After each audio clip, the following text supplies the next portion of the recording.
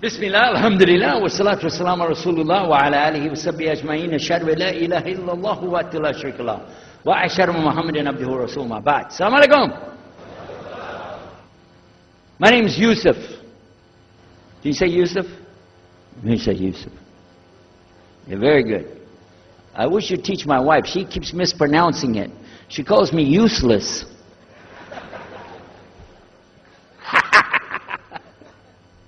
Alhamdulillah. Now, how many of you were in the program today? I was teaching us, trying to teach about how to call the people to Islam called da'wah. I just used an example what I was telling you about. Remember I was telling you when you introduce yourself to somebody, you got to get friendly with them. So I just used an example right there. Because this will disarm the people. This disarm them and make them relax a little bit. Because they're coming to you with things like, how come you Muslims has to kill all the people? What kind of question is that? How come you have to beat your wives? Why does your book tell you that you're the only ones going to go to paradise? So these kind of questions, when they come to you, what are you going to do? So the first thing, as we said in the program, and I hope, by the way, if you didn't join us today, join us tomorrow. But when we're doing it, you look through the schedule. I'm not going to get into that, but just look through the schedule and join us for this whenever we're talking about the da'wah. Because part of giving da'wah is you. And if the people aren't buying it, they're not going to listen to what you got to say. So you got to soften them up a little bit. Got me? Okay, where are we? The subject tonight is the subject of priests and preachers entering Islam. And often people ask me, we heard about you used to be a priest or something and you came into Islam, so, tell us about it. We want to know, how does that happen?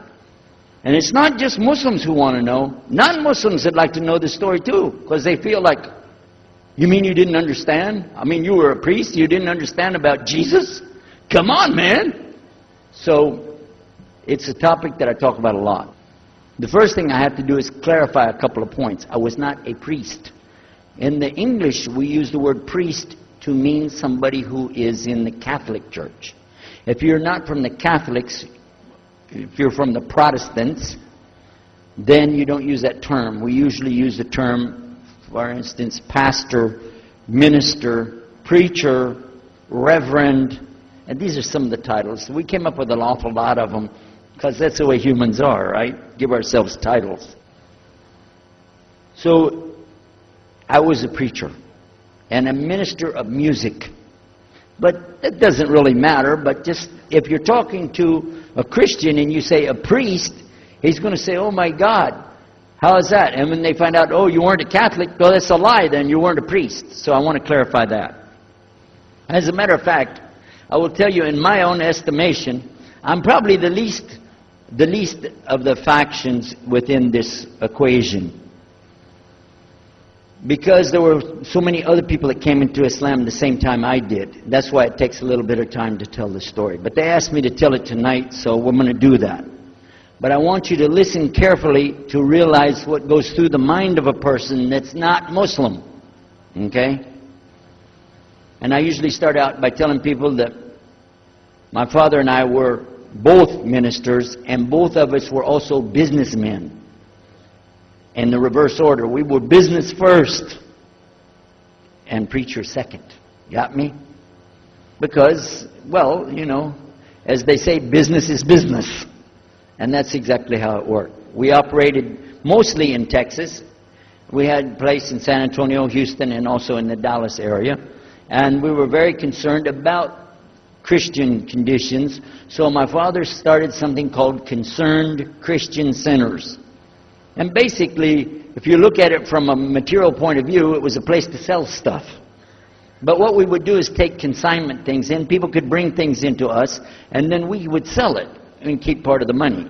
And keep a lot of the money. But anyway, they would bring in what they make with their hands, arts and crafts. And a lot of old women, they like to sit around and make things, then they give it to us.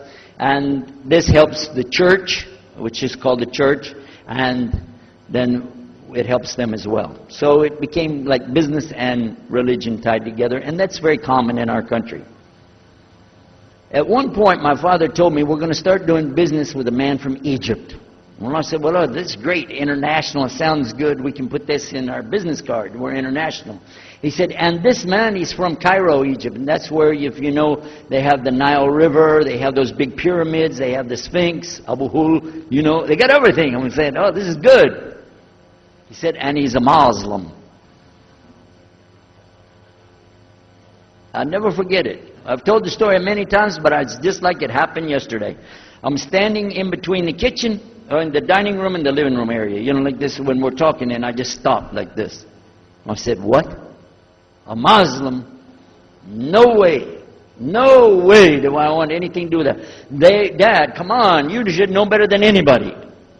Because we were linked in with other preachers. My father supported people like Pat Robertson.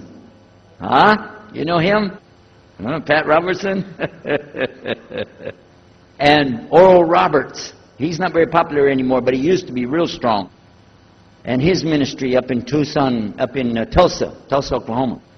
In addition to that, people like Benny Hinn. I don't know if you heard of Benny Hinn. He's coming over this way, so look out.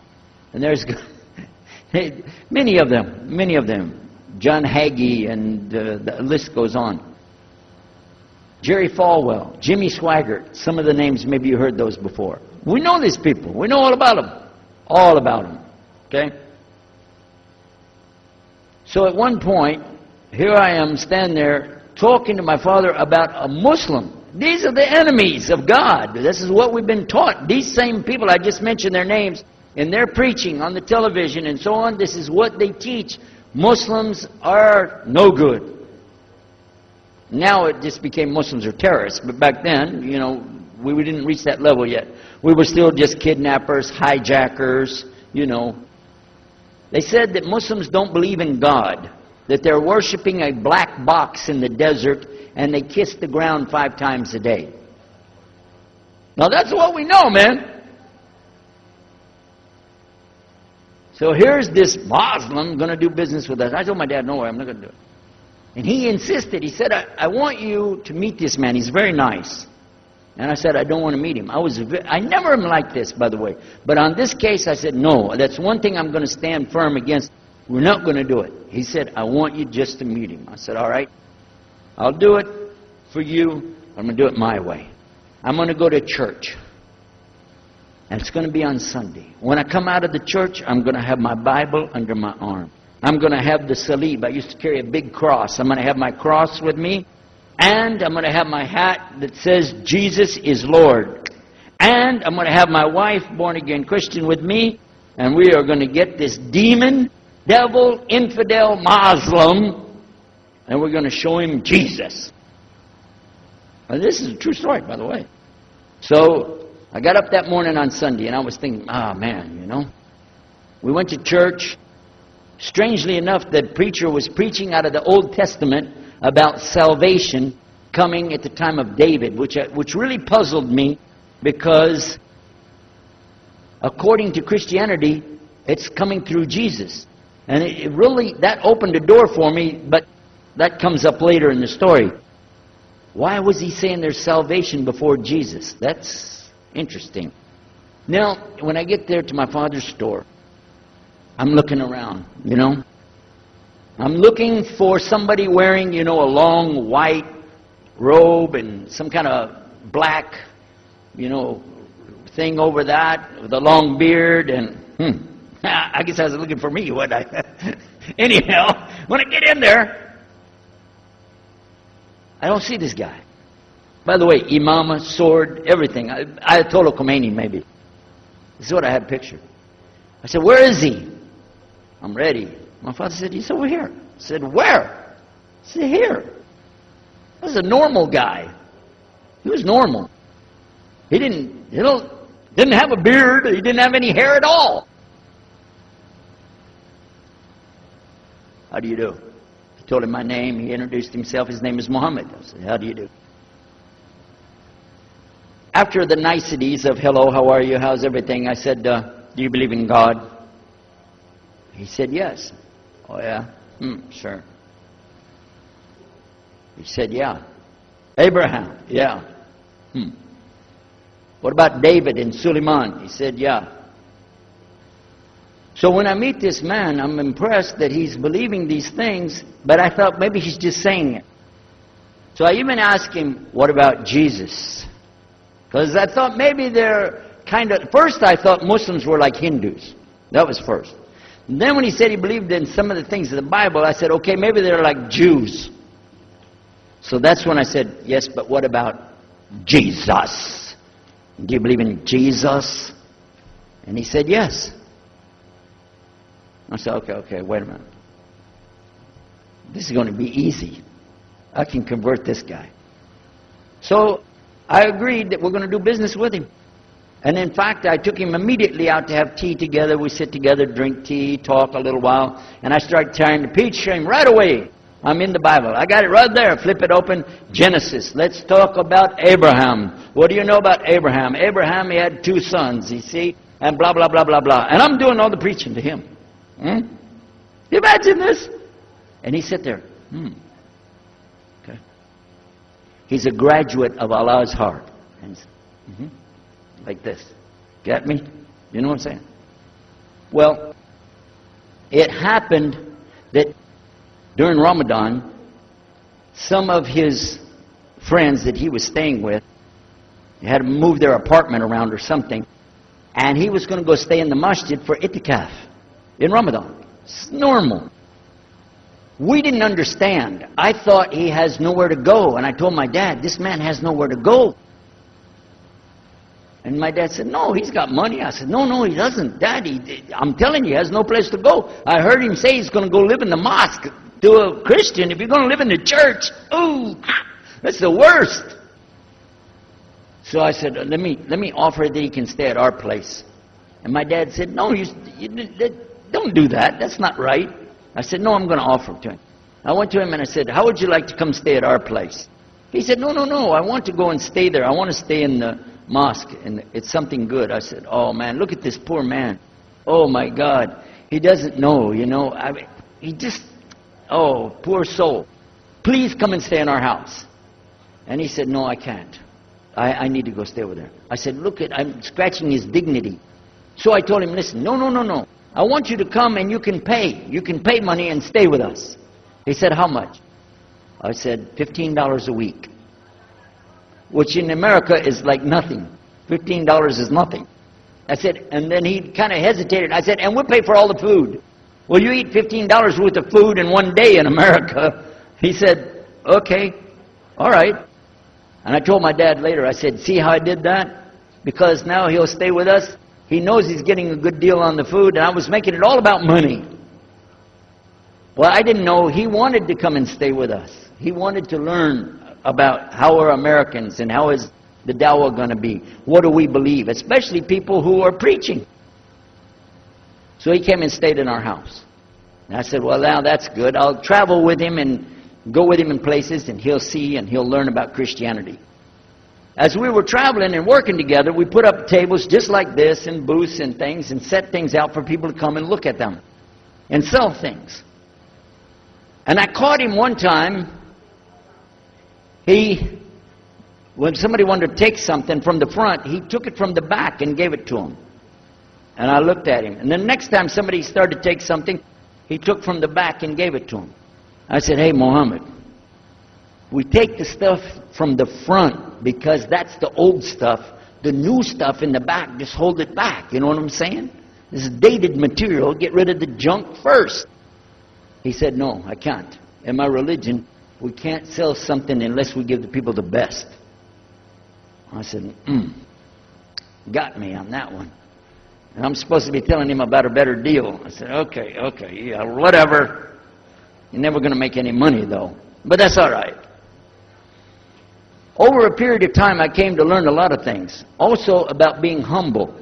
A lot. Because this man was obviously well educated, very articulate, could really talk about a lot of subjects. In fact, I tried to debate with him about many things, but he was so wise and well educated that he could see what I was doing, and he would take it easy and let me win every debate. I could win any debate with him if he wanted me to. But if he wanted me to lose, I was going to lose. This was how well he could handle it. Now what happened, one of the preachers that I knew, another preacher, who used to carry a big cross and walk down the street so people would stop and talk to him about religion, he had a heart attack and he went to the hospital. So I went to the hospital to visit him, and while I was visiting him, I met another man in the hospital who was in a wheelchair. This gentleman had a problem. He didn't want to talk to anybody. And I told him, let me witness to you. Let me share the message of Jesus with you. So I took out my Bible, and again, I started telling him about a prophet, Prophet Yunus, alayhi salam. And I'm telling them, look at Jonah. He's in the belly of the whale. He's in the sea. He's down there like this, and who knows how long. And suffering like this, you don't have as big a problem as that. And God saved him, so he could save you too. He said, didn't want to talk to me. I asked him, what's your name? He didn't want to tell me. Where are you from? He said, I'm from Venus. I said, what's that? Well, we do have, there is a Venus, Texas, by the way. But he said, you know, he's from another planet. So I kept, each time I would go, I would talk to him, witness to him. Finally, one day, he started crying. I was pushing his wheelchair around. I took him down, I rolled him around different places. He started crying one day. He said, I'm going to confess something to you. I need to confess something to you. Now, to a Catholic, confession means you're going to tell the priest all your sins. And then he's going to forgive you. Well, I wasn't Catholic. And I told him, listen, I'm not Catholic and I'm not a priest. I'm a preacher. He said, I know. Better than you do. I am a priest. I said, oh my God. This man is a priest? And he knows the Bible better than I do. He said, I just have had a hard time. I've been here and having heart attacks, and I've been having problems and everything, and trying to figure out a lot of things. He said, I'm sorry I took it out on you. I really am. I apologize. And he started crying. And when he started crying, I felt sorry, you know. I'll hug him. I said, it's okay. One day I went to the hospital, and my friend was gone. So I started visiting with the priest. And that happened one time. I went to visit him at the hospital, and he was gone. And I asked him, where did he go? They said he went home. I said, home? He's a missionary priest from South America. How did he go home? She said, I don't know. He's not here. I'm sure his family. I said, he has no family. I know him personally. He has no family. Where did he go? She said, I don't know. We're not responsible for them. I said, well, let me see where he went. You got it in your file? She said, I can't do that. Those are locked up. Nobody can look in the file. And I got in the lady's face and I said, listen to me. This man could die in the street right now, and it's going to be your fault. And you're going to get sued because I'm going to sue you for him. She said, okay, his folder's over there, but I'm not going to watch. I went over and I looked for it, got the address where he went. Sure enough, he was in a place where they put people that have no place to go, a shelter. So I went to the shelter and I found him. He was still on crutches. He saw me, he started crying again. He said, please get me out of here, get me out of here. I said, okay, come live at my house. Now, I told you the story so you can see something. Now look, I have 2 visitors in my house. One is a Catholic priest. The other is a Muslim. And I'm thinking I can get the Catholic priest and convert him to be a Protestant. At the same time, I'm going to catch the Muslim and bring him over to Christianity. High aspirations. But it didn't work. Some strange things began to happen. We would sit around the table at night to discuss what is the Bible and what's the salvation. My father has a Bible. It's called King James Version of the Bible. Most of you probably heard about it, especially any students of Ahmadiyya or Zakir Naik. You've heard about King James Version of the Bible. But I work out of a different one that I've had since 1953. It's called the Revised Standard Version. And it says in it, King James Version has grave mistakes, grave errors, defects in it. It's what it says. So I began to preach out of mine, which doesn't match. And my father said, no, it's this way. I said, no, it's this way. Now my wife comes up with her Bible from Jimmy Swaggart. It's called The Good News for Modern Man. Okay? Totally different. It's written in modern vernacular. You can just, say anything you want to with it. You don't even recognize the Bible anymore. The Catholic priest, he's got another Bible. An older Bible with 73 books. We're working out of 66 books. And his is not even the same in the verses. It doesn't match up at all. And I never even knew about this subject until then. And he's saying this, and I'm saying that. My father's saying something else. My wife's saying something else. And all the time, Muhammad, the Muslim, is sitting over there like this. So we asked him. I guess it was me. I asked him. I said, well, how many versions of your book, your Quran, do you have? He said, the Quran has no versions. There's only one. It's original. It's in the Arabic language. ذَلِكَ الْكِتَابُ لَا رَيْبَ فِيهِ. This is the book that has no doubt. Huda lil-muttaqin. It's guidance for those who have taqwa for Allah. This shield or taqwa that you have to have between you and Allah subhanahu wa ta'ala. And only certain people are going to get the huda, hidayah, ihdina, from this Quran. These people that have the taqwa. So when he's telling us that the Quran is one, I'm going, huh? And it's in the original language, we still have it. You know what I was thinking? He's lying.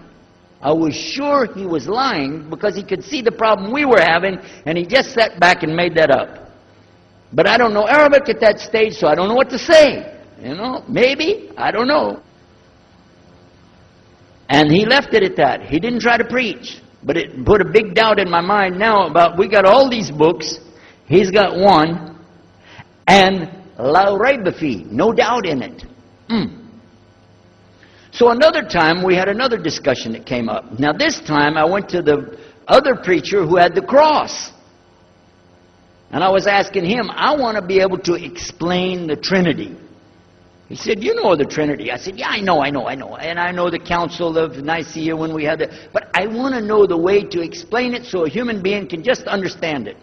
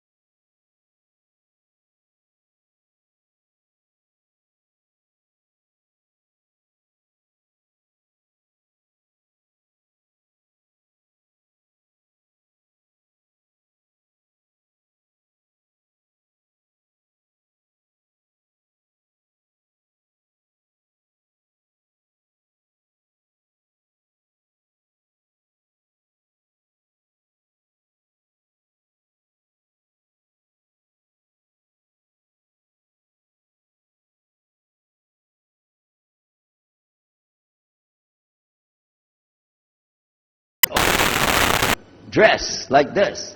Has a white pillbox cap on his head. And I looked at him and I said, Pete. His name was Father Peter Jacobs, but we're not, Catholic, so I don't have to call him Father. I said, Pete, did you become a Muslim? He said, Ashhadu an la ilaha illallah, Ashhadu Muhammad Rasulullah. I said, oh my God. Now I used to have cameras like these cameras right here, because we had a television show called Estes Music Jamboree. So I got one of our cameras out, opened it up, set it all up on the tripod, and I was going to interview him and ask him, well, you went to Islam, what happened? While I was talking to him, though, he fell asleep. So it was still in my mind, and I was thinking, what am I going to do? This is too amazing. Now here I'm preaching to the people, and I'm trying to change what I'm saying, and here's a priest, just became a Muslim. My father's saying it's a good deal, it sounds all right to him, and I don't know what to do. So I decided, I'll talk, make mashura. I talked to my wife.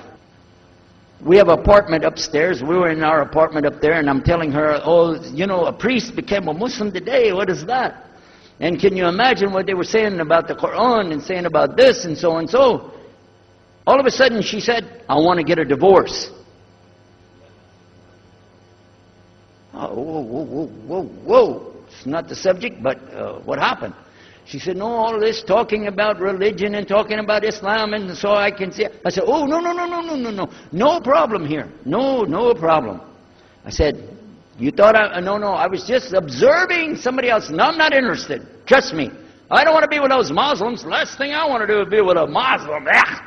No way. Just put your mind at ease.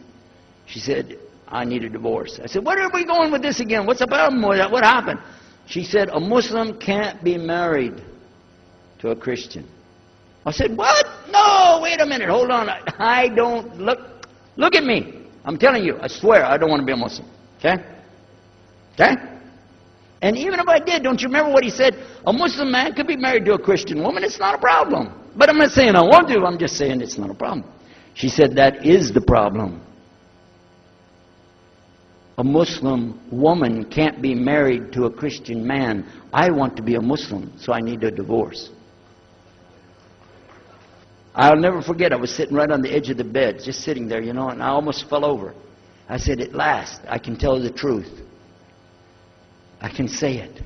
I didn't realize that she liked the idea. I was afraid. I said, okay, the good news is, I too want to be a Muslim. You know what she said? I don't believe you. I said, no, really. I was just saying that because, but for sure, just so you know, I want to be a Muslim. I've been thinking about it. I want to be a Muslim. We're both going to be Muslim. Alhamdulillah, it's going to be great. Right? You know what she said? I don't believe you because you're either lying right now or you were lying 5 minutes ago when you said you didn't want to be a Muslim. And either way, I don't want to be married to a liar. So get out. So I started leaving. I'm walking down the stairs of the apartment. I'm down to my father's part. I said, wait a minute. Where am I going to go? This is my father's house. I just got thrown off of my own property. What happened here? So I went to get to Muhammad and I woke him up. I said, come, you and me, we got to talk. Come with me. And we went outside the house and we walked those country roads in Midlothian, Texas until the time for the dawn, the sun to come up at dawn. And all that time, I talked to him about what's it like to be a Muslim, how do you have to believe, what do you have to do. Let me hear all of it now. And no more playing a game. I'm not debating, I just want to know. Just tell me. Just tell me what's Islam. I need to know what I need to do. And he told me everything, and I realized this is it. I got to make a decision. This is a big deal, though. And he told me, okay, this is up to you. You have to go make a choice for yourself. I can't help you. I said, oh my God. So when he was praying Fajr, I decided, I've been watching this man praying this direction with his head on the ground. It's so beautiful to see a man humble himself, put his head on the ground to the Rabbil Alameen. I said, oh my God, let me try that. So I sneaked off somewhere where nobody could see me, illallah. And then I found a place, a board there, and I bowed down on the ground and I put my head down on the ground on that board there. And by the way, I'm pretty good at speaking, especially in prayers. I used to make so long a prayer, they wouldn't let me say the prayer at Thanksgiving because the food would be cold. Okay? So, but I put my head on the ground and only these words came. No more words. Just this. Oh God, guide me. That's it. And I was thinking, well, I got to say more than that. Nothing. Oh God, if you're there, guide me. That's it. After a while, I sat up and I looked around. There wasn't any fancy rainbow. It wasn't birds flying around. There was no big signs from above. There was no music, angels, harps, nothing like this. It was just a cloudy day in Texas. But inside, I could realize I had to make some changes. To me, that's what I need to do. There's the problem. It's inside of me. Within a few minutes, it became clear what I needed to do, and I had to develop an idea of how to pull this off. I talked to my wife, I talked to my father, I made a bath, and at 10 o'clock that morning, in Midlothian, Texas, I went in front of this man named Muhammad, and this new man named Yahya, who used to be the priest, and I said, Ashhadu an la ilaha illallah wa ashhadu anna Muhammad Rasulullah. Immediately after that, my wife did her shahada. Ashhadu an la ilaha illallah, ashhadu anna Muhammad Rasulullah. A few months later, my father did his shahada. Ashhadu an la ilaha illallah, ashhadu anna Muhammad Rasulullah. Step by step by step, we saw so many people enter into Islam.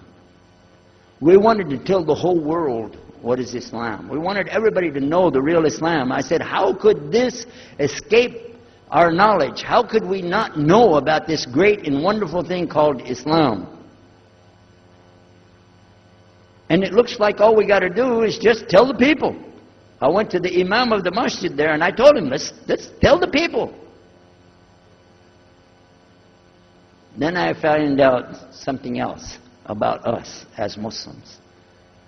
And that's why we've got this convention here right now. This is why we have the exhibition. So you're going to use this week to learn how you can become, inshallah, the best Muslim you can be, and how you can show the real Islam to the people that are not Muslim. This is your duty. This is your duty. This is your language. This is your people. Just as it's my duty to give the message to my people and my language. And so the same way, it's your duty to give the message to your people. Allah will not ask you if they made shahada, but He will ask you if you delivered the message. Alhamdulillah, today, I can tell you with no doubt in my mind, we have seen thousands of people give shahada. Several hundred at a time. And I don't do it through debates. But I don't need to debate any Christian. I was a Christian. I am a Muslim. If you want, I can give you both sides. Easy. Okay? I'll play both parts. I'll be the Christian and tell you this, and then I'll be the Muslim and give the answer. And there won't be any argument. And I've done that so many times. And let me share one story with you before I end. I'm going to leave now. Inshallah. I was telling the brothers today that I was asked to give a talk in a church in Hagerstown, Maryland, just outside of Virginia. This was in 1999. And I went there and I gave a talk in the church on Sunday. Because I know how to address the people. How many years was I a Christian? 50 years? I know what they want to hear.